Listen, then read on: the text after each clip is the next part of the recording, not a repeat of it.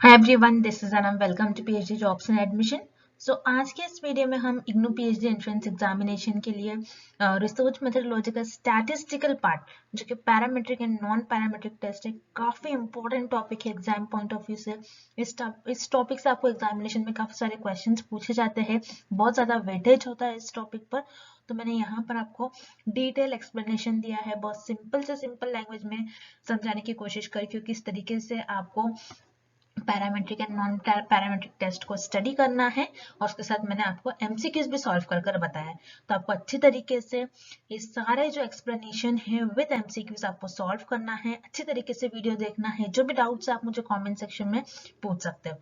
उसी के साथ साथ जैसे कि मैं आपको बता दूं, इग्नू पीएचडी एंट्रेंस एग्जामिनेशन के लिए एप्लीकेशन फॉर्म की जो डेट है वो हो चुकी है। जैसे कि आप सभी को पता है 20 दिसंबर लास्ट डेट थी। अब आपकी जो मेन फोकस होना चाहिए वो स्टडीज पर होना चाहिए कि किस तरीके से आपको स्टडी करना है। तो याद रखिएगा 50 एमसीक्यू जो कि आपके रिसर्च मेथडोलॉजी से पूछा जाता है, इज वेरी इंपॉर्टेंट, जिसमें हमारे कोर्स में हम गारंटी देते हैं, हमारे ही कोर्स से एग्जामिनेशन में क्वेश्चंस पूछे जाते हैं। प्रीवियस 2 इयर्स का जो बैचेस थे प्रीवियसली, उनका हमारे पास रिजल्ट है, काफी अच्छा रिजल्ट है। 85 to 90% स्टूडेंट्स ने हमारे जो कोर्स है रिसर्च मेथोडोलॉजी का, उसी के थ्रू एग्जामिनेशन को क्लियर कर पाया था, जिसकी हम आपको 100% पासिंग गारंटी देते हैं। हम आपको इतना प्रिपेयर करवा देते हैं कि आप एटलीस्ट पासिंग मार्क्स तक मार्क्स स्कोर कर सको। तो जल्द से जल्द स्क्रीन पर जो दिया गया नंबर है उस पर आपको हमें कॉन्टैक्ट करना है थ्रू व्हाट्सएप। तो चलिए ज्यादा टाइम वेस्ट नहीं करते हुए आज के सेशन को हम स्टार्ट करते हैं। So let's begin with today's lecture. तो एमसीक्यू से स्टार्ट करने से पहले मैं आपको बता दूं कि डीयू यूनिवर्सिटी के पीएचडी एंट्रेंस एग्जामिनेशन में टोटल आपको 50 एमसीक्यूज पूछा जाता है।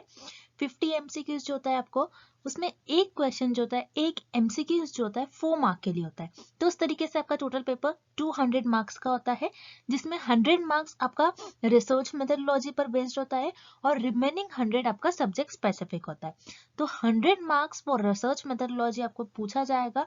सो रिसर्च मेथोडोलॉजी के लिए मैं आपको बता दूं, यहाँ पर हम आपको कंप्लीट कोर्स प्रोवाइड कर रहे हैं, और आपको एग्जामिनेशन में भी सिर्फ एग्जामिनेशन को क्वालिफाई करने के लिए मिनिमम 100 मार्क्स आपको एग्जामिनेशन में लेकर आना ही है। तो मैं आपको बता दूं, हमारे कोर्स के थ्रू आप इजीली पासिंग मार्क्स स्कोर कर सकते हो, यानी 100 में से 85 to 90 मार्क्स तक आपको हम गारंटी के साथ कहते हैं कि आपको एग्जाम में आ सकता है। हमारा ये 90% गारंटीड कोर्स है, जिसमें जैसे कि आप स्क्रीन पर देख सकते हो, हम आपको वीडियो लेक्चर्स प्रोवाइड करते हैं, जो कि थियोरी एमसीक्यूज दोनों वीडियो लेक्चर्स है। मॉक टेस्ट है, टोटल 10 मॉक टेस्ट है। देन उसके बाद नोट्स हम आपको प्रोवाइड करते हैं, and 1500 plus revision MCQs PDF. और ये जो सारा कोर्स है आपको दोनों लैंग्वेज में देखने मिलेगा, Hindi as well as in English. तो काफी, जैसे कि मैंने आपको कहा, 90% हमारा जो कोर्स है वो हमारा जो है टेस्टेबल कोर्स है। 90% स्टूडेंट्स हमारा हर टाइम सारे जो यूनिवर्सिटी के लिए होता है 90% एंड अबव रिजल्ट होता है। तो याद रखना है, ज्यादा टाइम वेस्ट नहीं करना है। आपके एग्जामिनेशन की भी डेट रिलीज हो चुकी है, तो आपको जल्द से जल्द हमारे कोर्स को परचेस करना है। परचेस करने के लिए स्क्रीन पर जो आपको नंबर नजर आ रहा है उस पर व्हाट्सएप के थ्रू आपको हमें कांटेक्ट करना है, या फिर आप हमारे ऐप के थ्रू भी स्टडी मटेरियल को एक्सेस कर सकते हो, जिसके लिए लिंक मैंने आपके साथ नीचे comment section as well as description box में भी शेयर कर रखा है। So that's it, and let's begin with the MCQs. जैसे कि आप स्क्रीन पर देख रहे हो chart, which is very important, बहुत ही इंपॉर्टेंट है, आपको याद रखना है ये चार्ट। आप चार्ट के थ्रू आप चीजों को याद रखें, जिससे कि आपको इजीली सारे कॉन्सेप्ट्स क्लियर हो जाएंगे। ठीक है, तो फर्स्ट हम देखने वाले parametric and non parametric test होते क्या है। सो उससे पहले आपको पता होना चाहिए कि parametric test and non parametric test ये कहाँ से आया है, ये कहाँ से ये टेस्ट को अराइज करा गया। तो फर्स्टली, जैसे कि आप स्क्रीन पर देख सकते हो, हाइपोथेसिस टेस्ट। अब हाइपोथेसिस टेस्ट क्या होता है, जैसे कि मैंने आपको सारे वीडियोस में बता दिया। हाइपोथेसिस का मतलब क्या होता है, हाइपोथेसिस इज नथिंग बट जो रिसर्चर्स के अजम्पशंस होते हैं, रिसर्चर के कुछ गेसेस होते हैं, उसे हम कहते हैं हाइपोथेसिस। जैसे मान लीजिए फॉर एग्जांपल कोई रिसर्चर है, किसी डिसीज पर रिसर्च कर रहे हैं, जैसे बहुत फेमस डिसीज है कोविड-19। ठीक है, कोविड-19 पर अगर कोई रिसर्चर रिसर्च कर रहा है, तो उसकी फर्स्ट अजम्पशंस क्या हो सकते हैं। ये हो सकता है कि जो लोग हैं सोशल डिस्टेंसिंग मेंटेन नहीं करने की वजह से कोविड राइज हो रहा है, कोविड के जो पेशेंट्स हैं वो राइज हो रहे हैं। नेक्स्ट क्या हो सकता है, ज्यादा हैंड वॉश नहीं कर रहे लोग, हैंड वॉश अगर नहीं कर रहे प्रॉपरली तो हो सकता है उसकी वजह से कोविड राइज हो रहा है। तो ये सारे क्या है, ये सारे रिसर्चर के अजम्पशंस है। इसी अजम्पशंस को, इसी गेसेस को रिसर्चर अपने रिसर्च में टेस्ट करते हैं। तो इसी को हम कहते हैं हाइपोथेसिस टेस्ट। अब हाइपोथेसिस को टेस्ट करने के लिए बहुत सारे डिफरेंट जो टेस्ट है उनका यूज करा जाता है। तो उसी को हाइपोथेसिस टेस्ट को इन्होंने दो पार्ट्स में स्प्लिट कर दिया है, which is parametric and non parametric test. अब पैरामेट्रिक टेस्ट को याद रखना है आपको, पैरामेट्रिक टेस्ट को हम कहते हैं मैट्रिक्स। अब मैट्रिक्स का क्या मतलब होता है? मैट्रिक्स का मतलब होता है ऐसा मेथड जो किसी चीज को मेजर करने के लिए यूज करा जाता है। A method is used to measure something, ठीक है, किसी भी चीज को मेजर करने के लिए यूज करा जाता है। तो जिससे आपको क्या पता चलता है, पैरामेट्रिक टेस्ट वो टेस्ट होता है जिससे हम किसी चीज को कैलकुलेट करते हैं, ठीक है, बहुत ही इंपॉर्टेंट है। किसी चीज को हम क्या करते हैं, कैलकुलेट करते हैं, किसी चीज को हम मेजर करते हैं, ठीक है, उसे हम कहते हैं पैरामेट्रिक टेस्ट। अब उसी तरीके से नॉन पैरामेट्रिक टेस्ट क्या होता है, ठीक है, तो जैसे कि यहाँ पर आप देख रहे हो नॉन पैरामेट्रिक टेस्ट, यानी इसी का उल्टा होगा, जिसको हम कहते हैं नॉन मैट्रिक टेस्ट, ठीक है। मैट्रिक्स का मतलब जैसे मैंने आपको बताया, ऐसा मेथड जो किसी चीज को मेजर करने के लिए, किसी चीज को कैलकुलेट करने के लिए यूज करा जाता है।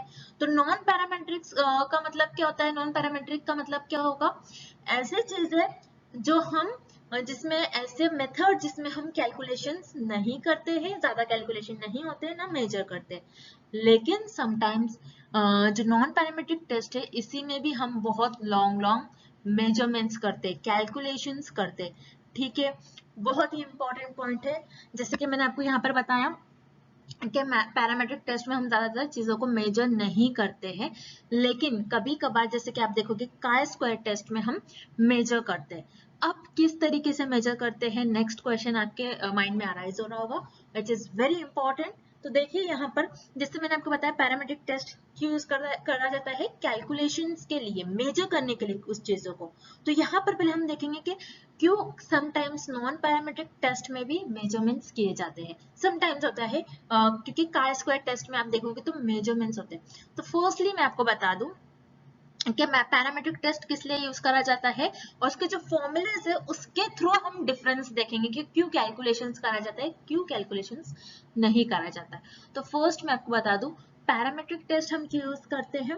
जैसे मान लीजिए अगर कोई भी आपसे क्वेश्चन पूछता है कि पॉपुलेशन का पैरामीटर हमें निकालना है, जैसे कि आपने एग्जाम में देखा होगा बहुत बार आपको पॉपुलेशन के पैरामीटर्स पर क्वेश्चन पूछा जाता है ना, पॉपुलेशन के पैरामीटर्स आपको फाइंड आउट करना होता है। अब पॉपुलेशन का पैरामीटर्स का मतलब क्या होता है, पॉपुलेशन के पैरामीटर्स का मतलब क्या होता है आपको ये पता होना चाहिए। पॉपुलेशन के पैरामीटर्स यानी पॉपुलेशन का मीन, ठीक है।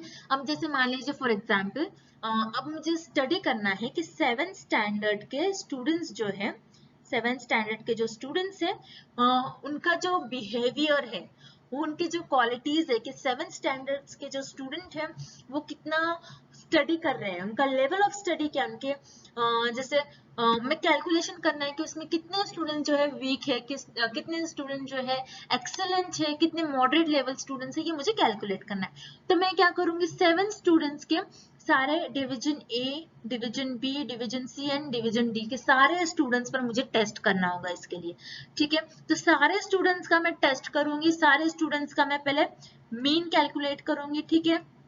तो ये जो मीन आएगा ये होगा मेरा पॉपुलेशन का पैरामीटर, यानी सारे स्टूडेंट्स को मैं ऐड करूंगी, एडिशन के बाद नंबर ऑफ स्टूडेंट्स से उनको डिवाइड करूंगी, यानी जितने भी नंबर्स ऑफ स्टूडेंट्स हैं उनको उनसे डिवाइड कर दूंगी। तो ये हो जाएगा मेरा मीन, जिसे हम कहते हैं पॉपुलेशन का पैरामीटर, ठीक है। पॉपुलेशन का पैरामीटर अगर आपसे कोई पूछता है तो ये होता है पॉपुलेशन का मीन, याद रखिएगा पॉपुलेशन का मीन।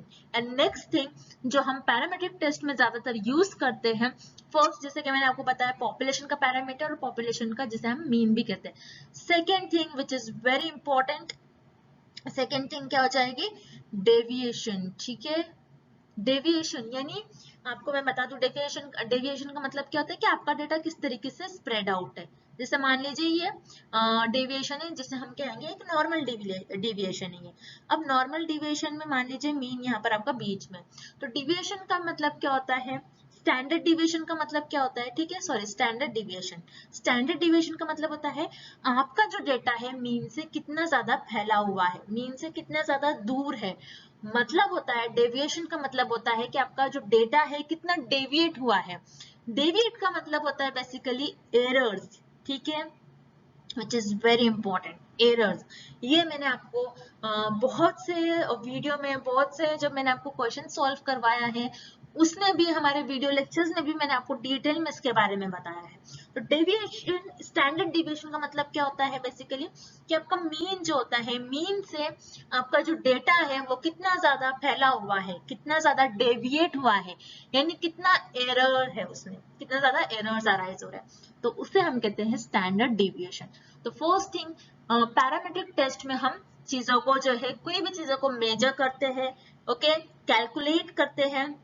जैसे कि फॉर एग्जांपल मैंने आपको बताया पॉपुलेशन का पैरामीटर, ठीक है, पॉपुलेशन के पैरामीटर यानी पॉपुलेशन का मीन हम फाइंड आउट करते हैं, स्टैंडर्ड डिविएशन हम फाइंड आउट करते हैं। जैसे कि मैंने आपको बताया पॉपुलेशन इन सैंपल्स पर रिसर्च में स्टडी होती है, ठीक है, सैंपल्स क्या होते हैं, पॉपुलेशन के आप कुछ पार्ट पर आप स्टडी करोगे, ठीक है। जैसे मान लीजिए 7th स्टैंडर्ड के हमने स्टूडेंट ले लिया, अब 7th स्टैंडर्ड के जो भी स्टूडेंट्स हैं इनमें से मैं कुछ स्टूडेंट्स को सिलेक्ट करूंगी, क्योंकि अगर मैं division A B C D से सबको लूंगी तो बहुत ही ज्यादा मेरा टाइम यहाँ पर वेस्ट हो जाएगा। तो इसीलिए हम क्या करते हैं, कुछ स्टूडेंट्स को सिलेक्ट करेंगे। जैसे मान लीजिए डिवीजन ए में से मैंने 5 स्टूडेंट्स को सिलेक्ट करा, डिवीजन बी में से मैंने 5 स्टूडेंट्स को सिलेक्ट करा, डिवीजन सी में से मैंने 5, डिवीजन डी में से मैंने 5 स्टूडेंट्स को सिलेक्ट कर लिया। तो इस तरीके से मैं ये 5 स्टूडेंट्स पर जो है मैं रिसर्च करूंगी। तो ये क्या होगा मेरा, आपको पता होना चाहिए, ये क्या होगा, मेरा सैंपल होगा। और पूरे 7th स्टैंडर्ड के स्टूडेंट्स पर अगर मैं रिसर्च कर रही हूँ तो ये मेरा क्या हो जाएगा, पॉपुलेशन, ठीक है, पूरे पॉपुलेशन पर मैं स्टडी करूंगी और पॉपुलेशन का पैरामीटर फाइंड आउट करूंगी, यानी पॉपुलेशन का मीन फाइंड आउट करूंगी, क्योंकि मुझे मीन की वजह से ये पता चलेगा कि उस पर्टिकुलर 7th स्टैंडर्ड के स्टूडेंट्स का लेवल ऑफ थिंकिंग क्या है, किस तरीके से स्टूडेंट्स थिंक करते हैं, किस तरीके से वो स्टडी कर रहे हैं, कितने लोअर मतलब कितने लोअर रेंज में स्टूडेंट्स है जो बहुत ही वीक स्टूडेंट है, कितने मॉडरेट स्टूडेंट है, कितने एक्सेलेंट स्टूडेंट्स है, ठीक है। तो ये मुझे पॉपुलेशन के मीन से पता चलेगा। तो याद रखिएगा पैरामीट्रिक टेस्ट में हम बेसिकली पॉपुलेशन के पैरामीटर को टेस्ट करते हैं और स्टैंडर्ड डिविएशन को, यानी हमारे जो हमारे पास जो भी डेटा है उसमें कितना एरर्स है ये फाइंड आउट करने के लिए हम पैरामीट्रिक टेस्ट का यूज करते हैं। उसी तरीके से यहाँ पर मैं आपको बता दूं पॉपुलेशन पैरामीटर यानी बेसिकली हम मीन का यूज करते हैं, ठीक है। ये हो गया आपका मीन, ठीक है, टोटल मीन, म्यू आपका पॉपुलेशन का मीन होता है। एंड स्टैंडर्ड डिविएशन कुछ इस तरीके से उसका सिंबल होता है। सो स्टैंडर्ड डिविएशन और पॉपुलेशन का मीन, अगर किसी भी आपके जो टेस्ट होते हैं डिफरेंट डिफरेंट, जैसे जी टेस्ट, टी टेस्ट, इनका भी कुछ फॉर्मूला होता है, ठीक है। तो यहाँ पर बेसिकली मैं आपको पैरामेट्रिक और नॉन पैरामेट्रिक टेस्ट होते क्या है, उनके बीच का डिफरेंस ये मैं आपको बताना चाह रही हूँ, ठीक है। और ये इनके अंदर ये डिफरेंट डिफरेंट जो है ये टेस्ट आते हैं। सो इनको हम अभी नहीं पढ़ेंगे, इनको नेक्स्ट लेक्चर्स में, आने वाले लेक्चर्स में हम स्टडी करेंगे। सो फर्स्ट यहाँ पर हम बस इतना देखेंगे पैरामेट्रिक टेस्ट किस लिए यूज करा जाता है, ठीक है। तो जैसे कि मैंने आपको बताया पैरामेट्रिक टेस्ट बहुत ही इंपॉर्टेंट, बस आपको 2-3 पॉइंट याद रखना है। कुछ भी कैलकुलेशन करने के लिए, किसी भी चीज का कैलकुलेशन एक ऐसा मेथड होता है जो किसी चीज का कैलकुलेशन करने के लिए और किसी चीज को मेजर करने के लिए यूज करा जाता है। जैसे यहाँ पर अब अगर किसी भी फॉर्मूले में पॉपुलेशन का मीन हम यूज कर रहे हैं और स्टैंडर्ड डिविएशन आ रहा है तो उस केस में हम पैरामेट्रिक टेस्ट का यूज करेंगे। अब नॉन पैरामेट्रिक टेस्ट में भी हम कैलकुलेशन करते हैं, लेकिन नॉन पैरामेट्रिक टेस्ट में याद रखिएगा पॉपुलेशन का जो मीन होता है एंड स्टैंडर्ड डिविएशन, ये दोनों चीज बेसिकली नहीं यूज करी जाती। अगर किसी भी फॉर्मूले में ये दोनों चीज आ रही है तो उस केस में आप पैरामेट्रिक टेस्ट का यूज करोगे। और नॉन पैरामेट्रिक टेस्ट बेसिकली किस लिए यूज करा जाता है, मेजर करने के लिए नहीं यूज करा जाता है। जैसे फॉर एग्जाम्पल आप किसी का बिहेवियर पर स्टडी कर रहे हो, ठीक है। जैसे मान लीजिए फॉर एग्जाम्पल आप किसी फॉरेस्ट में गए, आपको एनिमल्स के बिहेवियर्स पर स्टडी करना है, ठीक है। जैसे आप देखोगे कि मंकी कैसे बिहेव कर रहा है, उसी तरीके से अलग अलग जो सारे एनिमल्स होते हैं उनके बिहेवियर्स पर आप स्टडी कर रहे हैं, तो उस केस में आपको कैलकुलेशन की जरूरत नहीं होगी। उस केस में आपको कौन सा डेटा यूज करना पड़ेगा, थ्योरेटिकल डेटा आपको यूज करना पड़ेगा, ठीक है। तो थ्योरेटिकल डेटा जो होता है बेसिकली, जो ज्यादातर थ्योरेटिकल जो डेटा होता है, अगर आप उस पर टेस्ट कर रहे हो, उस पर स्टडी कर रहे हो, तो उस केस में अगर आप क्या यूज करोगे, नॉन पैरामेट्रिक टेस्ट, जिसमें आप बेसिकली काय स्क्वायर का टेस्ट को यूज करते हैं। काय स्क्वायर टेस्ट भी जो बेसिकली मैंने इस पर भी पूरा डिटेल में एक वीडियो बनाया, वो भी देख सकते हो। तो हम देखेंगे काय स्क्वायर टेस्ट भी जो डिफरेंट वेरिएबल्स उनके बीच में कैसा डिफरेंस हो रहा है उसके लिए यूज करा जाता है। और जैसे कि independent variable, dependent variable, paid samples, ठीक है, जैसे कि आप यहाँ पर देख सकते हो 2 सैंपल्स ले रहे हैं जो पेड है, ठीक है, एक साथ 2 सैंपल्स पे आप टेस्ट करते हो। पेड सैंपल भी मैंने आपको बता रखा है।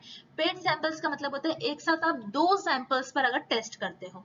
इंडिपेंडेंट सैंपल यानी एक ही सैंपल पर आप टेस्ट करोगे। जैसे फॉर एग्जांपल आप सिर्फ यहाँ पर ये देख रहे हैं कि 7th स्टैंडर्ड के स्टूडेंट्स का बिहेवियर कैसा हो रहा है, तो आप ये क्या है, आपका इंडिपेंडेंट वेरिएबल, इंडिपेंडेंट सैंपल है, एक ही सैंपल पर आप टेस्ट कर रहे हो। पेड सैंपल यानी आप यहाँ पर देख रहे हो 7th स्टैंडर्ड के स्टूडेंट्स का behaviour as well as 8th standard के स्टूडेंट्स का बिहेवियर, तो इस केस में ये क्या हो जाएगा, पेड टेस्ट, ठीक है। तो उसी तरीके से यहाँ पर पैरामीट्रिक टेस्ट में भी आप 1 सैंपल्स पे भी टेस्ट कर सकते हो साइमल्टेनियसली, 2 सैंपल्स पे भी टेस्ट कर सकते हो। उसी तरीके से पैरामीट्रिक टेस्ट में भी आप 1 सैंपल पर भी टेस्ट कर सकते हो, 2 सैंपल्स पर भी टेस्ट कर सकते हो। वही एग्जाम्पल जैसे 1 सैंपल टेस्ट क्या यूज करोगे, जैसे कि मैंने यहाँ पर आपको बताया, यूज यहाँ पर ये कैलकुलेट कर रहे हैं कि 7th स्टैंडर्ड के स्टूडेंट्स जो है उनका किस तरीके से अपीयरेंस है, कितने स्टूडेंट्स जो है इस बारी एग्जाम दे रहे हैं, ठीक है। 2014 में कितने स्टूडेंट्स थे, 2016 में कितने स्टूडेंट्स है, क्या स्टूडेंट्स के जो एग्जाम देने का रेशियो है क्या इंक्रीज हुआ है या फिर डिक्रीज हुआ है, आप ये कैलकुलेट कर रहे हो। तो यहाँ पर ये 1 सैंपल का यूज करोगे। 2 सैंपल्स का मतलब क्या हो जाएगा, आप साइमल्टेनियसली ये स्टडी करोगे यहाँ पर के 2016 एंड 2017 दोनों भी ईयर्स में 7th स्टैंडर्ड के कितने स्टूडेंट्स ने एग्जाम दिया था, ठीक है। तो ये 2 सैंपल टेस्ट होगा। सो 1 सैंपल टेस्ट में टी टेस्ट का यूज करते हैं एंड जी टेस्ट का यूज करते हैं। अब टी टेस्ट क्या होता है, जिसमें आपकी पॉपुलेशन लेस देन 30 हो, एंड जी टेस्ट जिसमें आपकी पॉपुलेशन मोर देन 30 हो। तो फिलहाल में आपको इतना याद रखना है, 30 से ज्यादा अगर आपकी पॉपुलेशन का साइज लार्ज होगा तो आप जी टेस्ट का यूज करते हो, पॉपुलेशन का साइज अगर कम होगा तो आप टी टेस्ट का यूज करोगे। अब जैसे 2 सैंपल टेस्ट में independent sample and paid sample, जैसे कि मैंने आपको यहाँ पर बताया, तो यहाँ पर भी आप एग्जाम्पल ले सकते हो, वही आप एक ही सैंपल पर टेस्ट कर रहे हो, पेड यानी एक साथ दोनों सैंपल का टेस्ट कर रहे हो, ठीक है। अब यहाँ पर 2 ग्रुप टी टेस्ट आता है, पेड टी टेस्ट आता है, ठीक है, यानी 2 अलग अलग ग्रुप्स पर आप टी टेस्ट में स्टडी कर रहे हो, यानी आपकी मान लीजिए 30 से कम पॉपुलेशन है और उस केस में आप 2 अलग अलग ग्रुप्स पर स्टडी कर रहे हो। पेड टी टेस्ट यानी ऐसा टी टेस्ट जो एक साथ दोनों भी वेरिएबल्स पर आप स्टडी करते हो, ठीक है। तो ये बेसिकली ये हो गया आपका पैरामेट्रिक टेस्ट। इसके अंदर ये सारे आपके जो है टेस्ट इंक्लूडेड है। ये मैं आपको यहाँ पर शॉर्ट में बता रही हूँ। नेक्स्ट लेक्चर्स में ये हम डिटेल में एक एक टेस्ट पर मैं आपके साथ सारी चीज एक्सप्लेन करूंगी, थ्योरेटिकल भी, आपको एमसीक्यूज भी सॉल्व करवा कर बताऊंगी, जिससे कि आपके सारे कॉन्सेप्ट क्लियर हो जाएंगे। आपको यहाँ पर बस इतना देखना है कि पैरामेट्रिक टेस्ट क्या होता है, नॉन पैरामेट्रिक टेस्ट क्या होता है, उनके अंदर कौन से टेस्ट आते हैं, ठीक है। अब उसी तरीके से नॉन पैरामेट्रिक टेस्ट में 1 सैंपल टेस्ट होते हैं एंड 2 सैंपल टेस्ट। 1 सैंपल एक ही सैंपल पर आप स्टडी करोगे, जिसमें आता है काय स्क्वायर टेस्ट, ओके, सिमरन रॉन्स बाइनोमियल टेस्ट, सो ये भी हम डिटेल में स्टडी करेंगे। 2 सैंपल टेस्ट में काय स्क्वायर आता है, मैन विटने आता है, तो यहाँ पर काय स्क्वायर बहुत इंपॉर्टेंट है, इस पर आपको एग्जामिनेशन में एमसीक्यूज पूछा जाता है। मैन विटने पर आता है मीडियन, ठीक है, उसी तरीके से साइन, नीमर एंड काय स्क्वायर, ठीक है। तो ये जो भी इम्पोर्टेंट है, जो पेड सैंपल आते हैं इनमें ये सारे टेस्ट आते हैं, इंडिपेंडेंट सैंपल्स में ये सारे टेस्ट आते हैं, ठीक है। तो इन सारे टेस्ट को भी हम डिटेल में स्टडी करेंगे। बस आपको इतना पता होना चाहिए नॉन पैरामेट्रिक टेस्ट में कौन से टेस्ट आते हैं एंड पैरामेट्रिक टेस्ट में कौन से टेस्ट पूछे जाते हैं।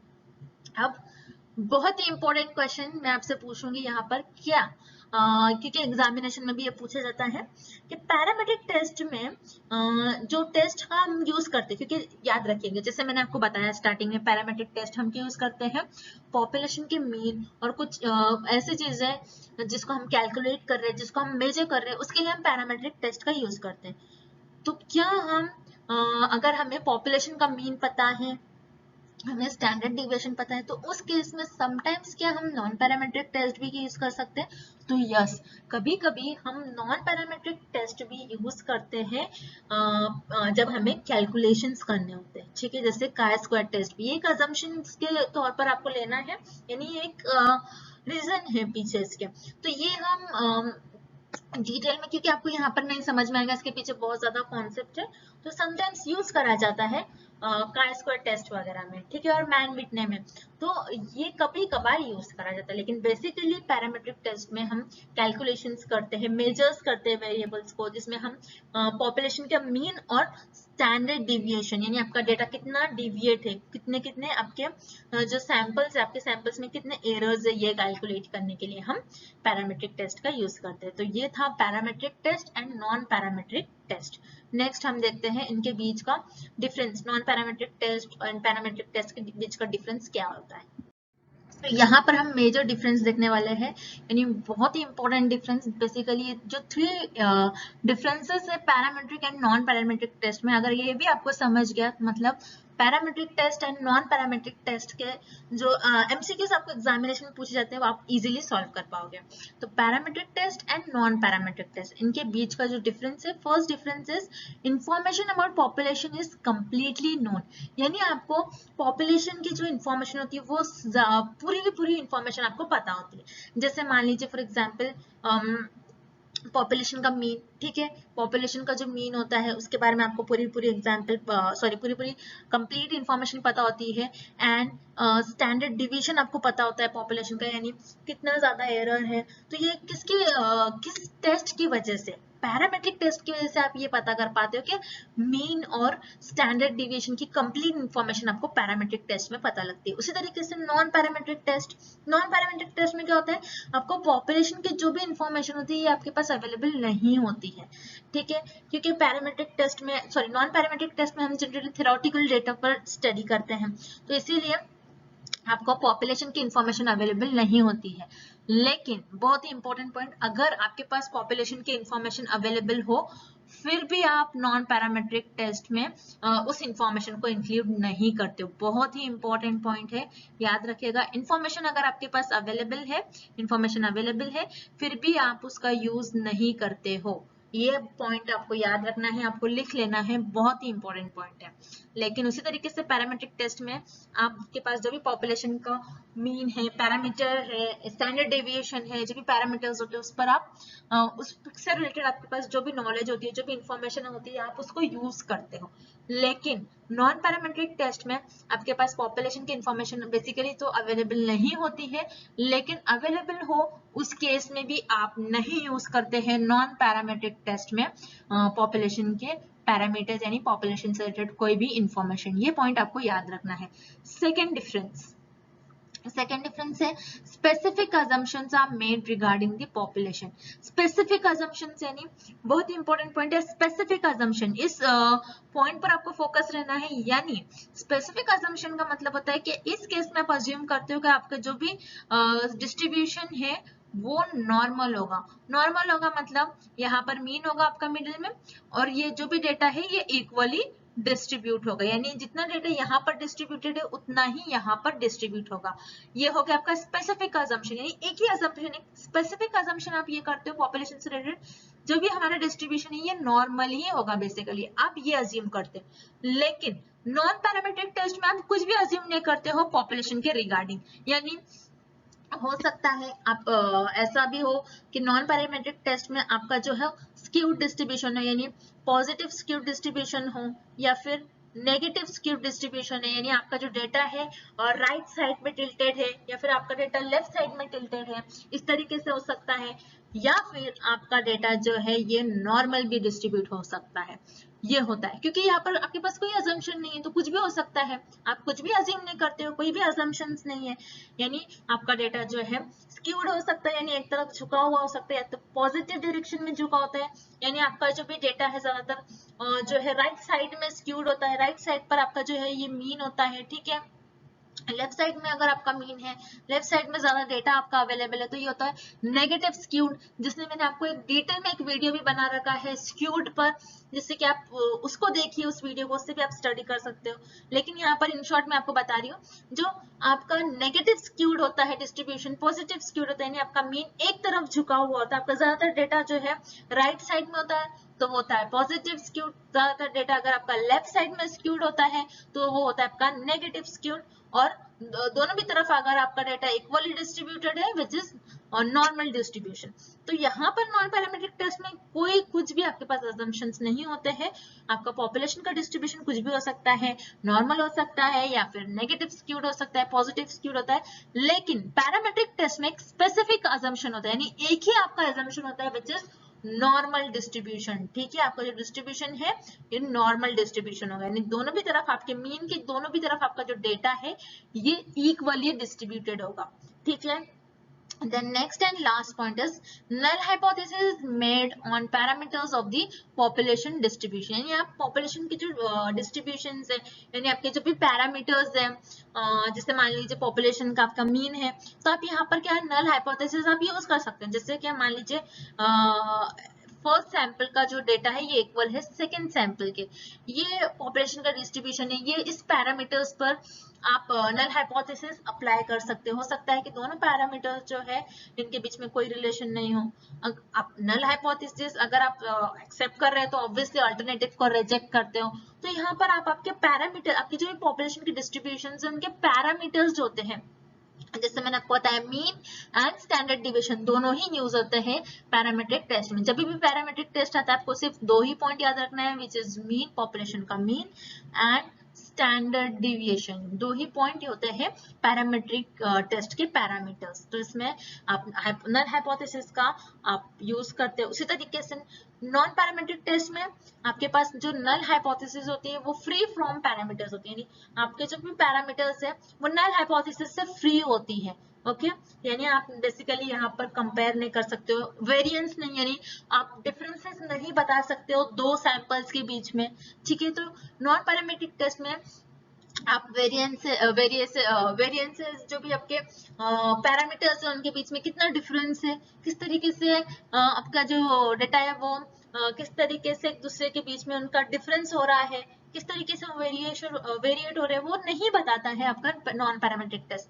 उसी तरीके से पैरामीट्रिक टेस्ट बताता है कि आपके जो दोनों सैंपल्स है हो सकता है उनके बीच में कोई रिलेशन नहीं हो सकता है वो इक्वल हो, तो ये बताता है आपका पैरामीट्रिक टेस्ट। तो पैरामीट्रिक टेस्ट में यानी आपकी जो पॉपुलेशन का डिस्ट्रीब्यूशन है उसके पैरामीटर्स पर आप नल हाइपोथेसिस का यूज करते हो, लेकिन नॉन पैरामीट्रिक टेस्ट में ऐसा नहीं होता है।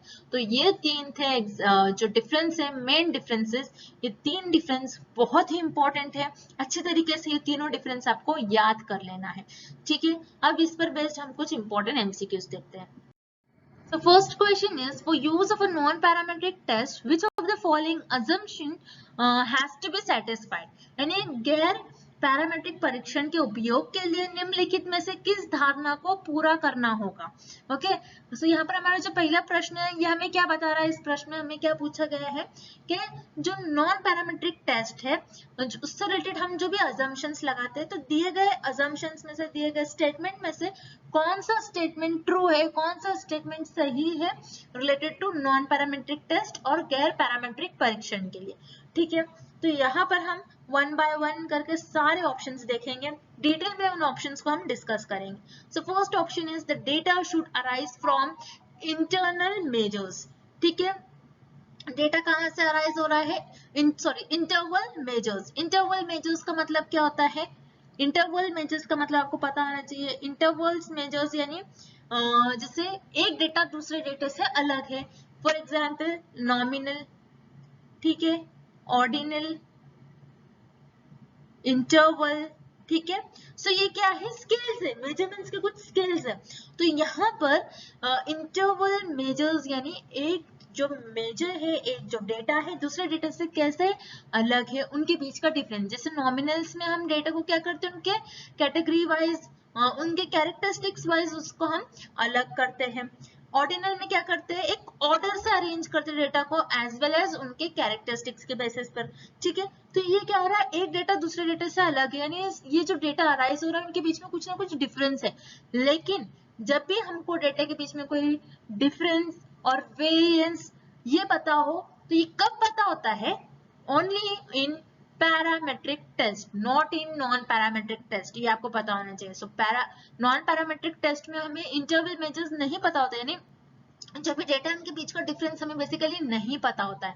तो ये जो ऑप्शन है यहाँ पर इनकरेक्ट है। फर्स्ट ऑप्शन यानी डेटा के अंतराल में यानी डेटा के बीच में कैसे अंतराल है, उनके बीच में कैसे डिफरेंस है, ये हमें नहीं पता होता है। Then option B, the distribution has to be normal. तो ये distribution has to be normal यानी सिर्फ और सिर्फ आपका डिस्ट्रीब्यूशन नॉर्मल होना चाहिए। ओके, सामान्य आपका जो है जो वितरण है वो सामान्य होना चाहिए। कौन से टेस्ट में हमने पढ़ा था? Parametric test. तो पैरामेट्रिक टेस्ट में एक स्पेसिफिक अजम्पशन मैंने आपको बताया था, एक स्पेसिफिक अजम्पशन होता है यानी हमारा जो डिस्ट्रीब्यूशन है सिर्फ और सिर्फ नॉर्मल होना चाहिए। लेकिन नॉन पैरामेट्रिक टेस्ट में डिस्ट्रीब्यूशन कैसा होना चाहिए? नॉर्मल भी हो सकता है, स्क्यूड भी हो सकता है, यानी पॉजिटिव स्क्यूड, एक तरफ आपका डेटा जो एक तरफ झुका हुआ हो सकता है, नेगेटिव स्क्यूड भी हो सकता है, अगेन एक ही तरफ कोई लेफ्ट साइड में और या फिर राइट साइड में आपका डेटा झुका होता है, तो उसे हम कहते हैं स्क्यूड डिस्ट्रीब्यूशन। सो यहाँ पर जब हमारा डिस्ट्रीब्यूशन सिर्फ और सिर्फ नॉर्मल हो, ये पैरामेट्रिक टेस्ट कहता है, ना कि नॉन पैरामेट्रिक टेस्ट। तो यहाँ पर आपका विकल्प बी यानी ऑप्शन बी भी इनकरेक्ट हो जाएगा। उसी तरीके से option C, no assumptions about the nature of distribution is required, यानी आपका जो वितरण है, आपका जो डिस्ट्रीब्यूशन है, उसके बारे में आप कोई भी धारणा नहीं बताते हो कि वो उसका डिस्ट्रीब्यूशन किस तरीके से हो सकता है। जैसे मैंने आपको अभी बताया, स्क्यूड डिस्ट्रीब्यूशन भी हो सकता है, कोई भी तरफ एक ही तरफ आपका डेटा जो झुका हुआ हो सकता है। ठीक है, आप ये नहीं कह सकते हो कि नेगेटिव स्क्यूड ही आपका डेटा होगा नॉन पैरामेट्रिक टेस्ट में, डिस्ट्रीब्यूशन जो है पॉजिटिव स्क्यूड ही होगा या फिर नॉर्मल ही होगा, कुछ भी हो सकता है। तो इसमें कोई भी हम अजम्पशन नहीं लगा सकते। तो इसीलिए जो नॉन पैरामेट्रिक टेस्ट रिलेटेड जो अजम्पशन सही है वो है option C, no assumptions about the nature of distribution is required. Next question देखते हैं हम। तो second question is chi square test is an example of, यानी chi square टेस्ट का हमें उदाहरण बताना है, एग्जाम्पल हमें किस ऑप्शन में दिया गया है। सो chi square टेस्ट होता क्या है, आपको सिंपल लैंग्वेज में मैं बता दूं। chi square टेस्ट हम इसलिए यूज करते हैं ताकि हम डिफरेंस पता कर सके दो वैल्यूज के बीच में। वो दो वैल्यूज क्या होती है? Expected value and second is observed value. ठीक है, अब एक्सपेक्टेड वैल्यू क्या होती है? एक्सपेक्टेड वैल्यू यानी आप एक्सपेक्ट करते हो, आप अज्यूम करते हो कि हो सकता है, जैसे मान लीजिए फॉर एग्जांपल आप ये स्टडी कर रहे हो कि हो सकता है ज्यादा स्मोकिंग की वजह से हो सकता है ज्यादा जो आपका लंग है वो ज्यादा डैमेज हो रहा है। ठीक है, तो ये क्या है? ये मेरा अजम्पशन है, मैंने यहाँ पर एक एक्सपेक्ट करा है कि हो सकता है ज्यादा स्मोकिंग करने की वजह से जो पर्सन ज्यादा स्मोक करते हैं हो सकता है उनका लंग जो है, उनका लिवर जो है ज्यादा डैमेज हो रहा है। सो यहाँ पर स्मोकिंग और लंग के बीच में मैंने क्या करा है? अज्यूम करा, ये मेरा प्रिडिक्शन है। ठीक है, लेकिन मैंने उसके बाद इस पर मैंने स्टडी करी, इस पर मैंने टेस्ट करा और टेस्ट के बाद जो मेरा रिजल्ट आ रहा था वो रिजल्ट की वैल्यू मेरी क्या हो जाएगी? Observe value. तो इन दोनों के बीच का जो डिफरेंस है ये कैलकुलेट करने के लिए हम chi square टेस्ट का यूज करते हैं। बेसिकली chi square टेस्ट हम यूज करते हैं एक्सपेक्टेड यानी हमने जो गेस करा था, और ऑब्जर्व जो टेस्ट करने के बाद जो वैल्यू आ रही है उनके बीच के डिफरेंस को फाइंड आउट करने के लिए हम chi square टेस्ट का यूज करते हैं। ठीक है, सो chi square टेस्ट में जैसे कि आप देख रहे हो बेसिकली थ्योरेटिकल डेटा होता है हमारे पास। ठीक है, chi square टेस्ट में थ्योरेटिकल डेटा होता है, इसीलिए ये कौन से टेस्ट में लाया करेगा? Non parametric test. ठीक है, नॉन पैरामेट्रिक टेस्ट में आता है आपका chi square टेस्ट। तो chi square test is an example of non parametric test. Next third question is what are the parametric test in the following list. निम्नलिखित सूची में से पैरामेट्रिक परीक्षण क्या है, यानी हमें कुछ यहाँ पर टेस्ट की नेम गिवन है, हमें बताना है इन टेस्ट में से कौन से पैरामेट्रिक टेस्ट है। So point A is F test. So F test क्या होता है आपको पहले तो ये पता होना चाहिए। एफ टेस्ट हमें बताता है कि पॉपुलेशन के जो वेरिएंस है, ठीक है, पॉपुलेशन के वेरिएंस के डिफरेंस, यानी मान लीजिए फॉर एग्जांपल आपको ये नहीं मतलब बेसिकली ये होती है प्रॉपर एफ टेस्ट की डेफिनेशन। इसको मैं आपको सिंपलेस्ट वे में बताऊं तो जैसे मान लीजिए आप पेड टेस्ट में एक साथ अगर आप क्या करते हो, पेड टेस्ट में आप क्या करते हो, एक साथ दो सैंपल्स पर आप टेस्ट करते हो। ठीक है, एक साथ दो सैंपल्स पर आपने टेस्ट करा और उनका डिस्ट्रीब्यूशन कुछ इस तरीके से निकला। तो ये जो डिस्ट्रीब्यूशन है, इनके डिस्ट्रीब्यूशन में कितना डिफरेंस, क्या क्या डिफरेंस आ रहा है, इनके वेरिएंस, इनमें डिफरेंस क्या आ रहा है, ये पता लगाने के लिए हम एफ टेस्ट का यूज करते हैं। एंड टी टेस्ट का यूज हम क्यों करते हैं? जब हमारी पॉपुलेशन की साइज 30 से लेस हो और हमें स्टैंडर्ड डिविएशन नोन हो। ठीक है, पॉपुलेशन की बात हो रही है और स्टैंडर्ड डिविएशन की बात हो रही है, मतलब ये किस में आ रहा है, ये आपका आ रहा है पैरामेट्रिक टेस्ट में। उसी तरीके से एफ टेस्ट में आप क्या कर रहे हो, वेरिएंस फाइंड आउट कर रहे हो, आप डिफरेंस फाइंड आउट कर रहे हो, उनके बीच में कैलकुलेट कर रहे हो क्या डिफरेंस हो सकता है। तो एफ टेस्ट आपका कौन से टेस्ट में ला करेगा, अगेन पैरामेट्रिक टेस्ट। सो यहाँ पर F test and T test ये दोनों भी क्या हो जाएंगे आपके पैरामेट्रिक टेस्ट। उसी तरीके से point C is sign test. Sign test क्या होता है, ये एक नॉन पैरामेट्रिक टेस्ट होता है। So non parametric test basically बताता है आपके साइन से डिनोट करता है कि पॉजिटिव है नेगेटिव है। जैसे कि मैंने आपको बताया पॉजिटिव स्क्यूड, नेगेटिव स्क्यूड, ये आपके डेटा को बताता है कि किस तरीके से पॉजिटिवली स्क्यूड है, नेगेटिव स्क्यूड है। उसी तरीके से मीडियन टेस्ट, मीडियन टेस्ट क्या होता है, पॉइंट डी हमें दिया है मीडियन टेस्ट। मीडियन टेस्ट ये बताता है आपका जो डिस्ट्रीब्यूशन है, डिस्ट्रीब्यूशन से आपका जो मीडियन है ये क्या आपके जो डेटा है उसको प्रॉपर डिस्ट्रीब्यूट कर रहा है या फिर नहीं। ओके, मीडियन, मीडियन क्या होता है, जैसे आपको पता है मीडियन, मीडियन वर्ड का मतलब जो होता है मिडल, सेंटर। सेंटर जो डेटा है हमारा, क्या वो सेंटर में जो डेटा है वो दोनों तरफ डेटा को प्रॉपरली डिस्ट्रीब्यूट कर रहा है या फिर नहीं, तो ये बताता है मीडियन टेस्ट। तो sign test and median test ये होता है आपके non parametric test, and F test and T test are parametric test. तो इस क्वेश्चन में पूछा गया है कि पैरामेट्रिक टेस्ट कौन से होते हैं दिए गए ऑप्शन में से, तो पैरामेट्रिक टेस्ट होते हैं एफ एंड टी टेस्ट। तो इसीलिए इस क्वेश्चन का करेक्ट ऑप्शन हो जाएगा option A. So student that's it. इस तरीके से हमने कुछ एमसीक्यूज मैंने आपको बता दिया और मैंने आपको बता भी दिया कि parametric and non parametric test क्या होते हैं। आई होप कि आपको ये कॉन्सेप्ट अच्छी तरीके से समझ में आ गया हो। एंड आज के लिए बस इतना ही, and thank you for watching this video.